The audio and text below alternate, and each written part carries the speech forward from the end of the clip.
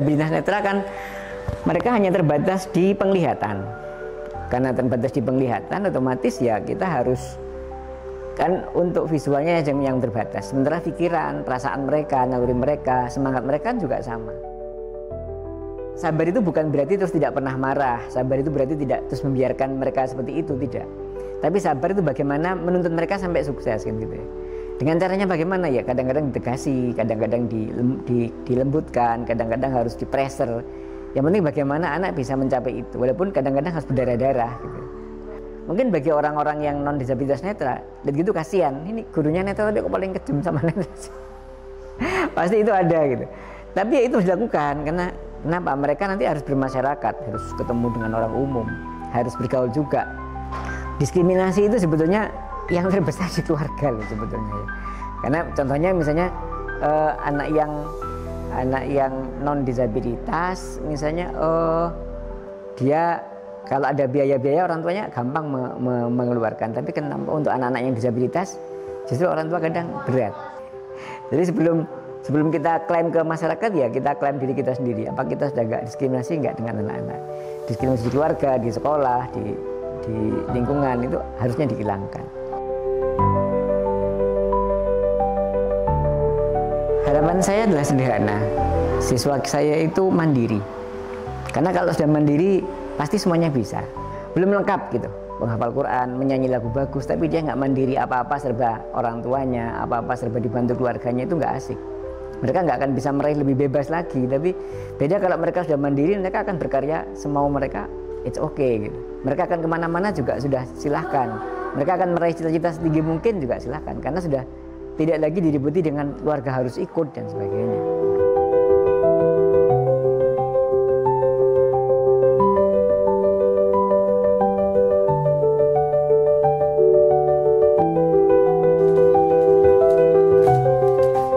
Tujuannya orang biasa itu sudah bagus, tapi tujuannya orang disabilitas itu masih perlu tanda tanya dulu.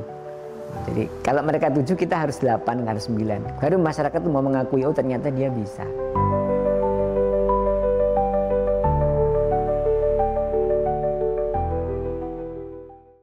Assalamualaikum warahmatullahi wabarakatuh. Waalaikumsalam warahmatullahi wabarakatuh. Sahabat Sesan, ketemu lagi dengan saya Febrian Kahar di acara ngobrol serius tapi santai. Oke. Oh, Sersan. Hari ini spesial buat saya. Saya kedatangan tamu yang inspirator banget buat kita yang di lingkungan kita di Jember utamanya, yaitu Bapak Rahman Hadi. Mas siang Mbak ya. Siang Pak. Kita di sini pengen ngulik karena beliau ini ternyata namanya sudah cukup terkenal di Jember. Ya. Sebagai inspirator, juga guru yang mengajarkan bahwa tidak ada disabilitas. Ya. Yang ada adalah kemauan. Kemauan ini yang perlu kita teladani. Ini kita lihat, kita dengarkan langsung. Saya sih nggak pengen serius amat ya. Iya. Boleh tadi guyon kok saya. Jadi Pak Rahman sejak disabilitas sejak masih kecil atau karena Sejak lahir Pak. Oh, itu sejak lahir. ya karena waktu lahir LCD-nya nggak ada daripada nggak keluar kota. Mantap. LCD. Berapa saudara Pak Rahman? Saudara 5, saya yang ke-6. Lahir. Saudara kelima. Saudaraku 5. Oh, gitu. Oh iya. Ya, Dia kena ya. saya yang Bungsu ke-6. dong? Bungsu. Oh, Ya maka sama. tadi LCD-nya nggak ada lagi ya, udah dikeluarkan aja gitu. Tapi bukan gagal produk, enggak. Oh, kalau gagal produk nggak mungkin sampai Oh, sampai iya, itu. terkenal seperti ini gitu. Asal jangan tercemar Pak ya. Oh iya. Terkenal boleh tapi jangan tercemar. Boleh terkenal, jangan tercemar. Ini food Ya. kata hari ini. Bisa diceritakan masa kecil secara singkat Bapak seperti apa sampai Masa kecil saya nggak jauh beda dengan anak-anak. Ya lari, ya apa zaman dulu kan kalau zaman usia kita kecil itu nggak pakai sandal ya. Sandal kita buang gitu, jalan ke aspal, kena paku dan sebagainya itu saya jalan juga. Wajar. Wajar gitu ya. karena teman-teman tahu kalau saya netra, tapi kadang-kadang saya nggak menyadari kalau saya netra. Itu ini ya semua. Jadi jenengan kecil ya, kecil gitu ya? Iya, kecil juga. Kecil juga. Aja lari gini. Iya juga. Kalau itu kan kadang kecil kan besar sekarang. Jadi teman-teman kadang-kadang ke rumah jemput, ngajak main. Dia main terang-terangan, main pistol air gitu. Iya, diajak main gitu. Bahkan dulu kalau ada orang kakak Ramadan itu ya, ada teman-teman pegang kembang api, saya juga pengen pegang gitu. Sampai orang tua yang cemas nanti kalau kena apinya gimana gitu. Tapi alhamdulillah enggak. Gitu. Jadi semangatnya memang tidak mau seperti yang artinya tetap berusaha untuk seperti teman-teman yang lain. Iya, mungkin karena masih kecil belum sadar ya, Pak. Ya, kalau jadi jalan kadang kebentur terus biasa. Paling orang tua yang terus dikandani nggak kena gitu. Ya emang nggak kena, masih kecil. Itu maaf ini Pak Rahman. Ya namanya anak kecil kan ya? Iya. Ada nggak teman-temannya Pak Rahman yang jahili jenengan dengan dulu kan, keterbatasan ini? Zaman dulu kan nggak usum bullying ya, nggak kayak sekarang. Iya, Jadi iya. mereka enjoy aja gitu, bahkan malah kita dijemput dan sebagainya. Jadi alhamdulillah zaman saya masih kecil itu zaman masih damai-damai kan, tidak ada sosmed, jadi orang masih gampang mengajarkan sama temannya harus belas kasihan, harus ini masih alhamdulillah masih ada. Ini penting ini Pak Rahman. Moga-moga saja setelah ini tayang bullying nggak ada lagi. Mudah-mudahan. Terus kalau menurut Pak Rahman ini, tantangan terbesar yang Bapak hadapi saat kecil ini apa Pak Rahman? Dan bagaimana orang tua serta lingkungan mendukung Bapak? Tantangan waktu kecil adalah bagaimana bisa menyamakan dengan teman-teman yang lain gitu.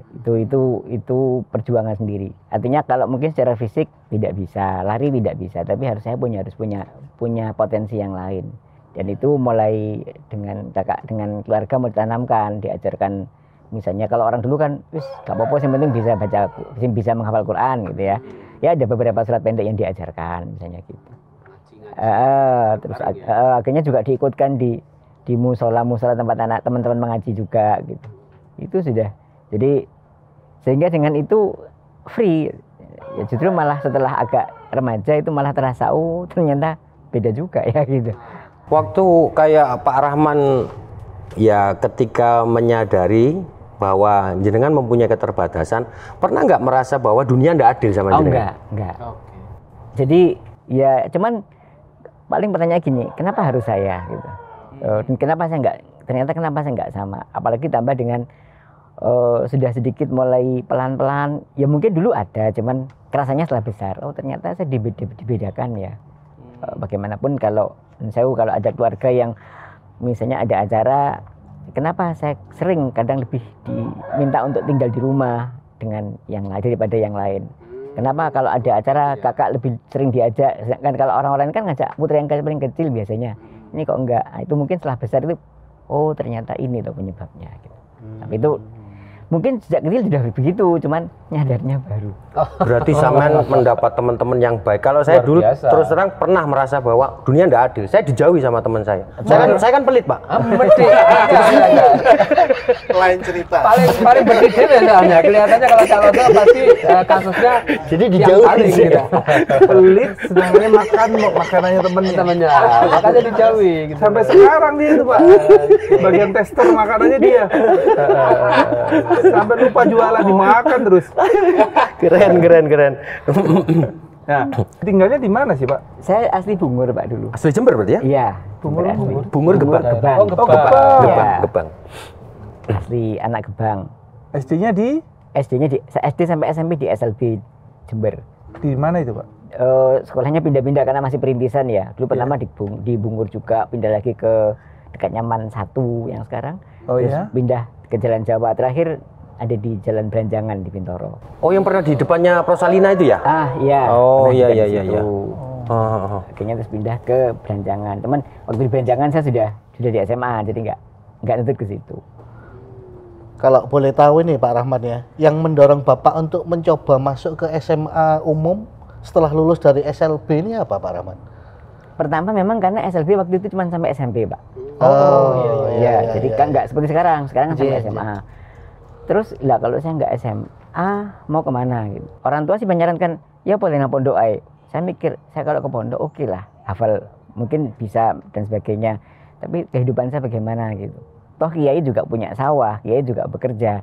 Nah, saya kalau hanya ya bukan merendahkan ya, diagungkan ya memang diagungkan. Tapi kalau hanya sekedar bekal dari pondok tanpa pengetahuan, tanpa keterampilan, saya jadi apa gitu. Jadi sudah berpikir lebih harus justru Iya, menghidupi merasa diri sendiri. bisa berdiri sendiri dan lebih daripada teman-temannya dan sepantar itu harus tidak dibedakan, merasa seperti itu Mas ini Pak. Ya, Pak karena Rahman, kan saya nyadarnya kan orang tua nggak selalu sendiri ya, nggak selalu bersama kita kan. Betul. Contoh real, kadang saya ditinggal, pergi kemana lah. Dan besok terus gimana gitu. Dengan saudara kan besok saudara juga pasti dengan keluarga dengan masing-masing gitu. Jadi akhirnya mau tidak mau harus menembus SMA Pak, dengan segala cara. Ya, cuman ini kan perjalanannya menjadi unik ya Pak Rahman ya, ketika kecil kemudian masih merasa tidak sadar bahwa ada keterbatasan, tapi semangatnya luar biasa. Kemudian menginjak remaja setelah dari sekolah SLP habis pada waktu itu ingin ke SMA, sempat ditolak apa mboten Pak Rahman? Ke SMA itu? Istilahnya bukan sempat Pak, kalau sempat nggak asik, pernah. Oh pernah. Gimana ceritanya? Tapi akhirnya masuk. Ya. Tapi akhirnya masuk. Masuk dengan SMA yang berbeda. Jadi waktu itu dulu kan zaman kita kecil ada 6 ya Pak ya, nilai Eptanas murni. Iya, ada 6. Mencukupi, nilai saya mencukupi alhamdulillah. Gitu. Mencapai nilai, bolehlah pilih SMA negeri yang ada di Jember. Saya masuk di situ. Sampai ke pintu pendaftaran, wah nggak bisa nih, walaupun nilainya bagus tapi nggak bisa masuk sini karena kondisinya kayak gini. Ya akhirnya sudah dengan perjuangan dan sebagainya nggak bisa, akhirnya kita melobi SMA swasta, SMA Muhammadiyah sekarang. SMA umum ya? Ya, SMA Muhammadiyah. Diterima, walaupun ada salah satu guru yang kayaknya masuk ISO sih gitu. Baru alhamdulillah setelah lulus mencapai nilai yang agak lumayan, dia baru promo, ini menurutku lebih bian. Tapi ya itu bagian dari cerita ya, kalau nggak gitu kan nggak asik. yang membuat Pak Rahman itu tetap semangat meskipun pernah ditolak sama SMA yang lain untuk tetap bersekolah di SMA apa Pak? Saya waktu itu nggak tahu ya, pengennya sama dengan orang lain, itu aja sudah. Orang boleh mengatakan saya nggak melihat, tapi saya ingin juga orang lain juga bisa melihat saya.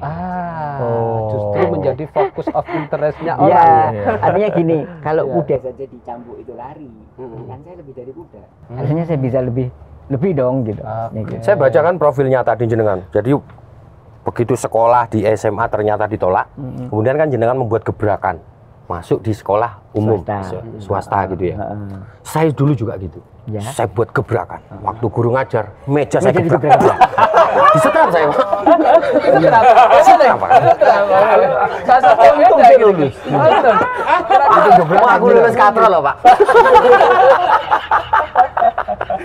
Aduh, ini ada yang menarik Cak London. Ada situasi kalau jenengan itu justru diberikan lengkap, tapi karena bedik akhirnya jadi bahan-bahan yang lokalnya. Tapi kalau kasusnya Pak Rahman, saya melihat juga bahwa justru ketika berkompetisi ya, istilahnya kalau belajar bersama-sama, Pak Rahman tidak lepas dari 5 besar. Ini yang mungkin pemirsa juga harus tahu juga bahwa dengan keterbatasan ternyata beliau masih masuk dalam 5 besar. Nah, ini sebenarnya apa sih yang mendorong Pak Rahman untuk bagaimana strategi bahwa saya harus bisa seperti yang lain atau saya bisa lebih dari teman-teman yang lain? Ini mungkin bisa supaya pemirsa bisa karena kan gini Pak, lahir itu menjadi netra itu sebuah ketetapan ya. Tapi kan sukses itu pilihan. Yang pertama, yang kedua, kalau sudah berani masuk ke umum, saya bisa membuktikan bahwa saya mampu kok. Tapi untuk itu kan nggak cuma ngomong saya mampu, tapi harus ada bukti. Ada usaha. Masyarakat tuh nggak akan percaya nih. Kalau dengan iklan kan sama dengan calon itu nggak akan percaya kalau gitu, harus ada bukti Pak. Maka itu kita harus membuktikan itu gitu.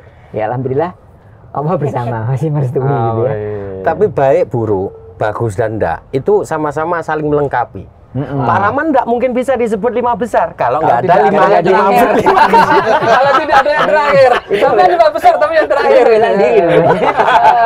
Dia 5 besar benar. Terakhir. Pak Rahman, waktu sekolah ya, bolehlah dari SD, SMP, SMA. Mungkin Pak Rahman punya kenangan, ada enggak teman atau guru yang membuat jenengan itu mempunyai semangat dan lebih lagi untuk bisa tetap diakui? Tadi itu, jadi ada satu guru yang kurang bisa menerima gitu ya. Akhirnya setiap saya masuk, dia mesti mengadakan prioritas dulu. Dan setiap pertanyaan yang dilempar ke teman-teman, kalau teman-teman nggak bisa, mesti ke saya. Oh, itu sebagai challenge-nya, Iya. motivasinya ya Pak Mungkin Rahman, maksudnya ya? beliau, ya kita nggak tahu, ya kita husnudon saja lah. Mungkin untuk membandingkan dengan yang lain bahwa dia bisa gitu. Tapi saya waktu karena saya muda ya, kok aku sih, ini orang ini mestinya ke saya kok, niatnya apa gitu. Akhirnya saya justru malah, ya wes tak buktikan bahwa saya bisa. Oke. Wih. Luar biasa nih. Pembuktian.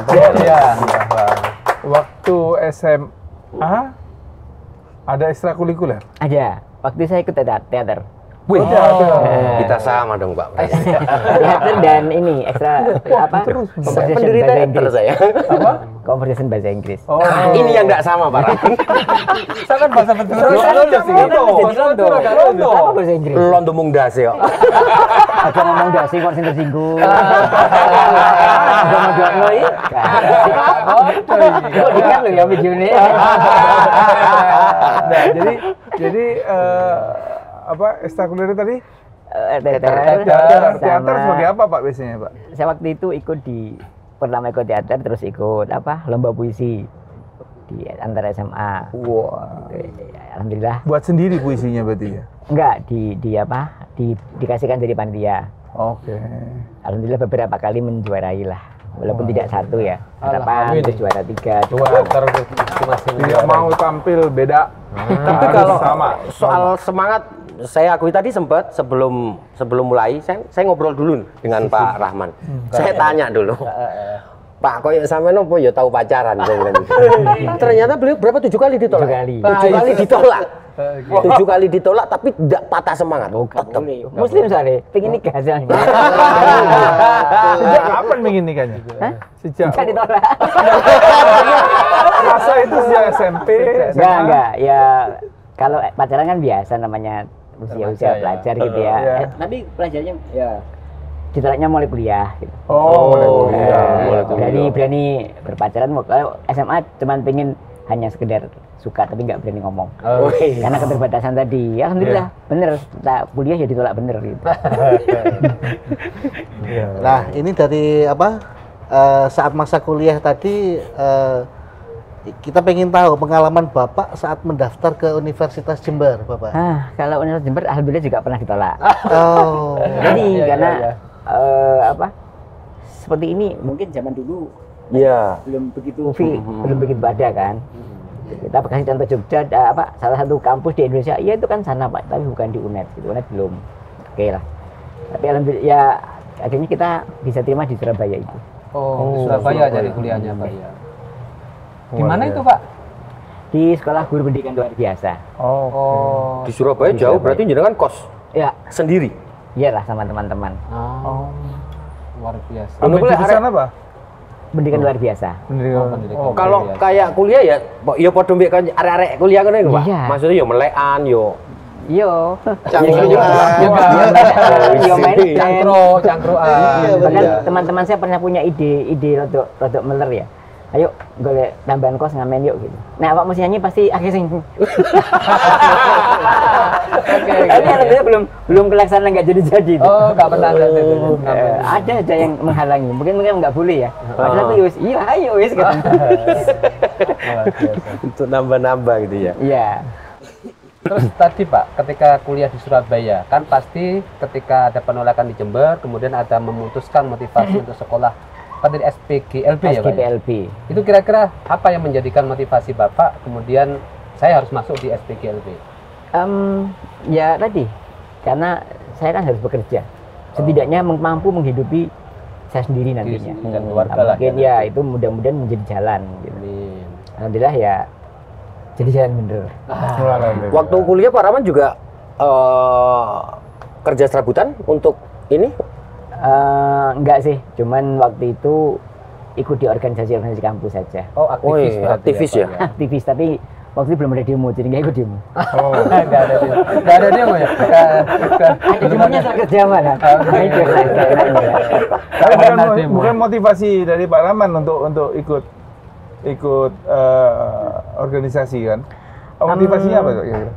Iya tadi Pak, saya pengen, karena kan waktu itu di organisasi di teman-teman saya kok yang ikut teman-teman yang gak disabilitas semua sih gitu. Iya. Cobalah saya ikut gitu. Akhirnya bener mau pengen nyoba ikut malah diperbolehkan. Bahkan sempat satu saat saya nggak datang gitu di kegiatan mahasiswa, ketemu bagian kemahasiswaan. Dosen ya. Kenapa? Karena saya disabilitas, Pak. Kalau masih ngomong gitu nggak usah kuliah di sini dah. Keren tuh dosennya itu. Lingkungan Dosennya pada keren waktu itu. itu supportnya juga cukup tinggi Iya, ya di sini perkuliahan. kalau istilahnya sebelum muridnya disuruh mencebur dulu, gurunya harus mencebur dulu gitu. Gimana kamu bisa ngajarin muridmu kalau kamu sendiri nggak merasakan kesengsaraan? Jadi ajaran di kampus kami dulu begitu. Karena memang disiapkan untuk benar-benar mengajar anak-anak disabilitas gitu ya. Pak Rahman, kalau dengar cerita jenengan tadi ya bahwa dulu itu enak gitu loh, tanpa ada bully gitu kan ya. Jadi Atau mungkin ada tapi istilahnya nggak bullying ya. Ya, karena nggak ada sosmed. mungkin ada sosmedan itu, teman-teman Cak. yang disabilitas, mereka masih bisa enjoy gitu ya. Nah, menurut Pak Rahman nih, sekarang kan banyak kasus-kasus seperti itu, Pak. Iya. Iya. Itu ya apa perasaan jenengan gimana, Pak? Ya Yang salah gimana nih? dua-duanya. Oh, Yang salah dua-duanya. Kok kenapa dua-duanya, Pak? Artinya gini, ya yang tidak disabilitas kenapa harus membuat bullying gitu. Oke. Yang disabilitas kenapa mau dibullying? Artinya gini, kalau teman-teman itu punya potensi, punya kecuali yang mereka yang benar-benar kayak teman-teman kita yang ada hambatan kecerdasan gitu ya, itu jelas salahnya membullying. Tapi bagi mereka teman-teman yang mensewu, yang daksa, yang netra, yang secara pikiran dia normal, ya kenapa mau dibullying? Harusnya dengan potensi yang ada dong. Dengan yang kemampuan yang miliki ya kerjakan gitu. Jadi tidak selamanya teman-teman itu kan membullying karena ada kesempatan sih. Oh iya. Kalau nggak ada kesempatan nggak bisa. Berarti paling enggak teman-teman itu harus punya semangat seperti jenengan ya, bahwa saya bisa seperti kamu gitu ya. Iya. Harus gitu. Menumbuhkan motivasi itu dulu, berarti supaya bisa menunjukkan kepada komunitas bahwa saya bisa seperti Anda. Gitu ya. Iya, karena masyarakat itu sulit, nggak cuman bisa, dia nggak akan bisa hanya percaya dengan nilai di atas kertas, nggak bisa. Saya di masyarakat itu dihargai karena orang tahu, oh Pak Rahman walaupun netra tapi ajar. Coba misalnya saya hanya duduk-duduk santai gitu, orang nggak akan menghargai. Mungkin aja kadang nggak dihargai.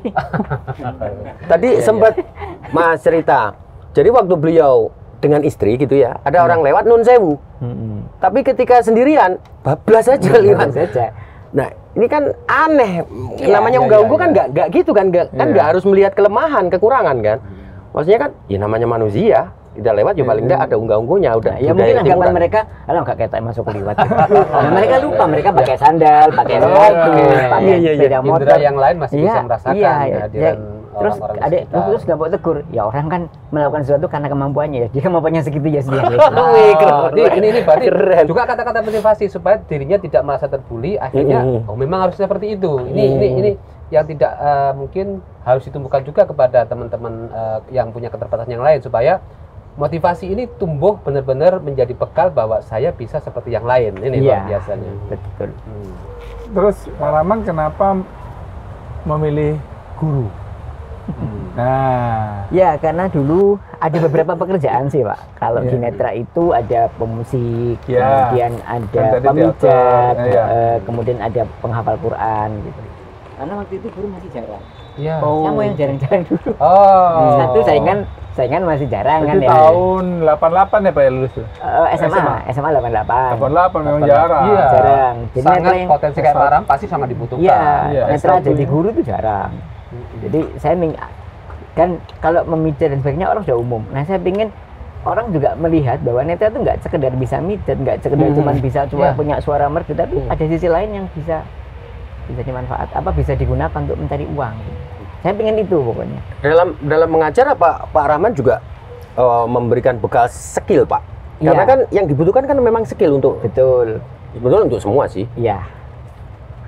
Jadi Apa saja Pak kalau untuk skill yang diajarkan di kalau untuk SMA? anak-anak kita lihat Pak, anak itu kemampuannya di mana. Ada yang mereka senangnya kalau memang mereka senangnya ke massage atau ke pijat, mereka kita arahkan ke sana.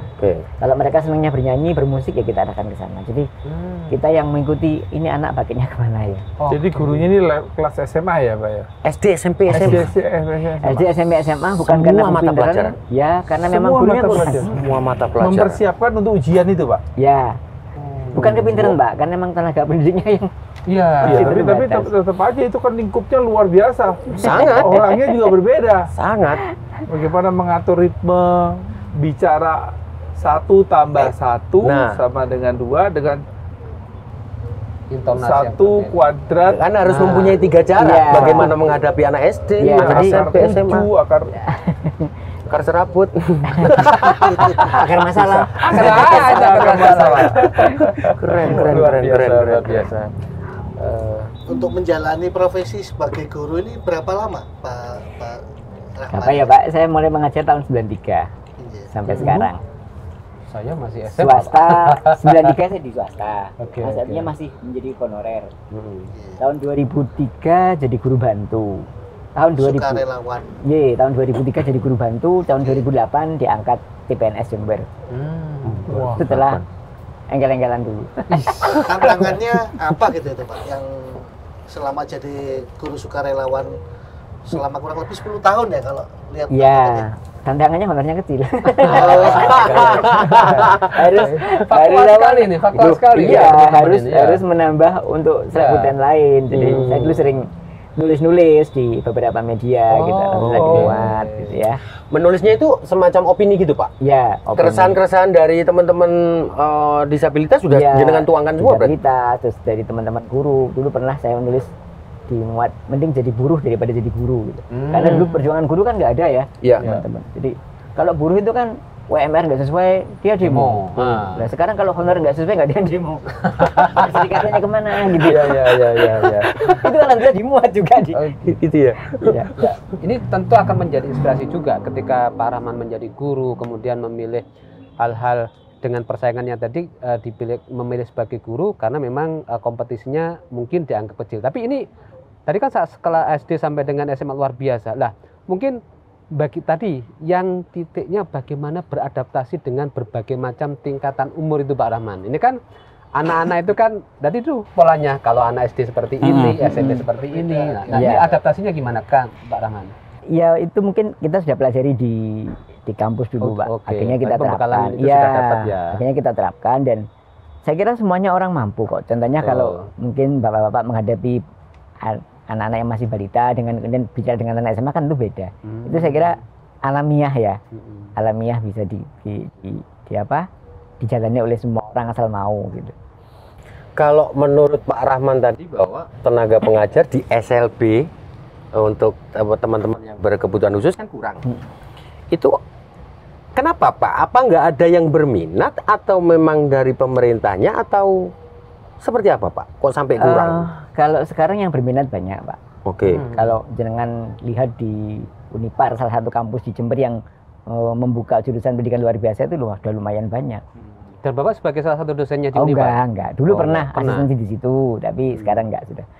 Tapi ternyata setelah mereka keluar, sekarang kan ada ketentuan-ketentuan yang banyak ya, kan sekolah negeri juga nggak bisa terima honorer baru misalnya. Nah, terus sekolah swasta juga nggak mampu menggaji mereka, ya itu kan sebuah dilema tersendiri. Ya bagaimana?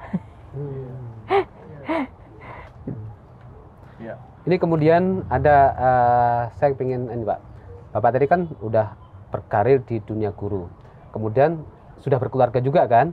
Nah, ini support keluarga terhadap karir Bapak sampai saat itu seperti apa Pak? Alhamdulillah semua satu keluarga semuanya mendukung.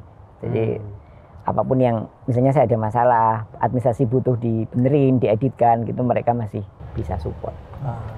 Alhamdulillah menemukan keluarga yang tidak ada duanya. Amin. Kalau ada duanya enggak gitu. Iya. Kalau ada duanya bisa pindah-pindah Pak. Ya keluarga sini, keluarga sini. Ini ya konotasinya bahaya ini. Saya banyak soalnya.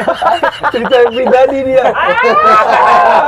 Ya tidak ada duanya karena bertiga, berempat, dan berlima. Pak Rahman itu tak baca itu ya. Pak Rahman monggo kalau mau minum sudah disediakan teh di depan, nggih. Siap. Enggak, tapi ini hiasan. Oh iya. Oh, enggak Pak, ini asli. Punya saya malah ada ikan cupangnya. Ini ada tahu, Pak. nanti ada. Rahman. Oke, siap. Ini tadi baca portofolio jenengan ya bahwa jenengan juga bermusik. Itu mulai kapan jenengan berminat kepada musik? Apakah kemudian dari semua alat musik itu jenengan pelajari atau memang sudah punya aku tertarik sama alat musik ini? Saya musik mulai kecil sebelum sekolah. Gitu. diajarkan kakak nomor 2 almarhumah itu pakai piano kecil, piano yang mainan itu. Oh, Dikasih not tahu, dan dia kan waktu itu guru. Dia guru terus dikasih tahu. Kalau mungkin tahu kalau adiknya kayak gini ya, jadi akhirnya dikasih tahu bahwa ini do re mi-nya di sini. Setelah SMA, saya kuliah gabung sama teman-teman di band. Jadi ya jadi bermusik akhirnya. Yang bisa saya kuasai cuma elektron sama drum sekarang. Wih, keren. Itu luar biasa, Pak. Band bahana ya namanya, band bahana ya. Sekedar info Pak, saya itu Sampai hari ini nyanyi aja males. Gimana mau main? Nyanyi. Bahana band itu ini Pak Calondo apa? Teman-teman adik-adik waktu di 2007 kan ada grup band di sekolah luar biasa dulu. Oke. Nah, itu ceritanya kita mau manggung nih. Sudah ada bentuk grup bandnya, belum ada namanya. Terus kita tanya sama penyelenggara acara, Mas, nama bandnya apa? Nanti kita tunggu ya, kita tunggu namanya gitu. Teman-teman bingung, kasih nama apa ya Pak ya? Akhirnya sudah saya ngomong stipulasinya, kita kasih namanya Bahana Band aja. Apa maksudnya? Ya kita mudah-mudahan namanya membahana sehingga dikenang di Itu grup band yang semuanya netra. Oh, semuanya netra. Dari pemain sampai penyanyi, vokalisnya netra semua waktu itu. Iya. Akhirnya saya kemudian Masih sampai sekarang? masih. Cuman saya sekarang dia nggak ikut main, sudah cuman memanage teman-teman aja. Oke. Sekarang berkembang dari band ke hard rock ke beberapa. Bukan hanya band, hadrahnya Ya. juga. Jadi kita Itu Luar biasa. suatu hari harus dengar itu. boleh. ini sana. Boleh. Nah, sekarang Bapak sudah semua perjalanan hidup itu sudah dicapai nih Pak. Apa yang kira-kira yang masih ingin Bapak capai selanjutnya? Saya pengen agar masyarakat itu tidak lagi mendiskriminasi teman-teman disabilitas. Oke. Ya tadi, tidak ada seorang pun yang ingin dilahirkan disabilitas. Ya. Dan tidak seorang tua pun yang ingin dilahirkan disabilitas. Ya. Tapi kan manusia cuma bisa menerima dan menjalankan. Oke. Nah, maka jangan didiskriminasi. Diskriminasi itu terjadi di mana-mana Pak, di masyarakat. Dan yang diskriminasi terbesar di keluarga sendiri. Nah, tolong bagi keluarga yang punya putra-putri disabilitas ya, jangan mereka diskriminasi. Dan itu banyak ya Pak Rahman ya? Banyak. Dan Malah dari keluarga ya? ironisnya mereka nggak sadar kalau mereka mendiskriminasi. Oh. Mereka kampanye di masyarakat, tolong dong masyarakat jangan diskriminasi kami gitu. Tapi keluarga mereka sendiri mendiskriminasi. Nah, itu kan nggak asik ya. Contoh nyata. Jadi misalnya kalau ada PR, coba lihat bapak ibu yang putra putrinya tidak disabilitas, pasti ditunggu sampai PR-nya selesai, sampai tuntas, ya kan? Pasti jenengan juga gitu. Giliran pada anaknya dapat PR, kadang dicuekin aja. Ya memang diskriminasi tidak nyaman. Saya dari kecil pernah merasakan itu Pak Rahman. Jadi ketika teman-teman saya itu belikan mainan gitu, saya minta dibelikan, tidak boleh. Teman saya kan cewek, dibelikan boneka gitu kan. Sama minta rok gitu ya. Itu bukan diskriminasi. Itu jenenge lama.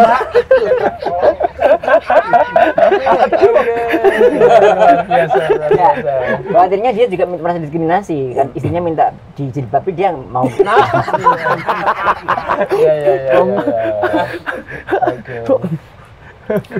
Iya, baik. Jadi memang kita simpulkan memang pejuang bener. Betul. Ya. Keren biasa. keren Pak Rahman.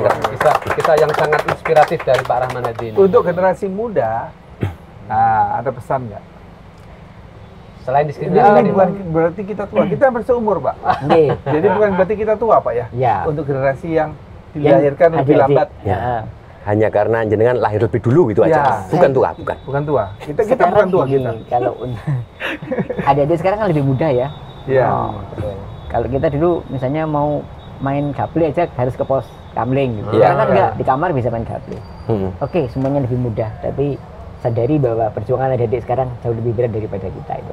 Oh iya, perjuangan lebih tantangan berat. dan perjuangan Iya, adik-adik tantangan yang dan lebih perjuangan muda. Lebih berat daripada Betul. Boleh dong Pak Rahman untuk memberikan apa ya semacam semangat untuk teman-teman yang disabilitas Pak Rahman. Ya. Supaya jadi inspiratif sekali. Satu hal bahwa disabilitas itu ketetapan. Udah nggak usah ditolak, nggak usah ditangisi. Ya. Itu ketetapan kok. Tapi sukses itu pilihan. Simple. Disabilitas itu ketetapan. adalah ketetapan. Sukses itu adalah pilihan kita. Tapi sukses itu pilihan. Pilihan. Luar biasa Sukses sekali. enggak terserah. Oke. Mau Dua sukses atau kata tidak yang sangat tergantung. ya, Ya. dua kata yang sangat inspiratif dari Pak Rahman sore hari ini. Jadi terima kasih loh Pak Rahman, ini sudah inspirasi banget. Inspirasi, terima kasih. Lebih banyak mengenal dan saya ingin mendengarkan Grup Bahana tadi. Mudah-mudahan Insya suatu Allah saat suatu hari bisa. lagi kita ketemu dengan grup Bahana tadi. Sehingga Bandnya ada, hadrahnya ada. Ya. ini adanya ada. Ya. Sahabat Sersan, dalam hidup ini kita sering melihat keberanian di tempat yang tak terduga. Di tengah riuhnya dunia yang bergerak cepat, ada sosok yang luar biasa dengan segala keterbatasan, terus melangkah untuk maju. Mereka adalah pejuang-pejuang kehidupan yang sering terlupakan, yang menghadapi tantangan dengan kekuatan yang mungkin tak terlihat oleh mata namun begitu terasa di hati. Apalagi dengan menjadi seorang guru dengan keterbatasan yang dimiliki, tentu akan menjadi sesuatu yang tidak mudah untuk dijalani. Menjalankan amanah menjadi pengajar dan pendidik merupakan tanggung jawab dan tugas mulia bagi seseorang yang menyandang gelar disabilitas netra. Setiap hari rutinitas ini beliau lakukan tak lain untuk menciptakan generasi yang pantang menyerah di tengah segala keterbatasan fisiknya. Setiap hari adalah suatu perjuangan, tapi juga merupakan kesempatan untuk merayakan kehidupan. Mereka mengajari kita bahwa keterbatasan bukanlah akhir, melainkan awal dari sesuatu yang lebih besar. Dalam keheningan, mereka mengajarkan kita arti kesabaran dan tekad. Dalam kesulitan, mereka menunjukkan bahwa semangat manusia bisa mengatasi segala hal. Begitu. Terima kasih.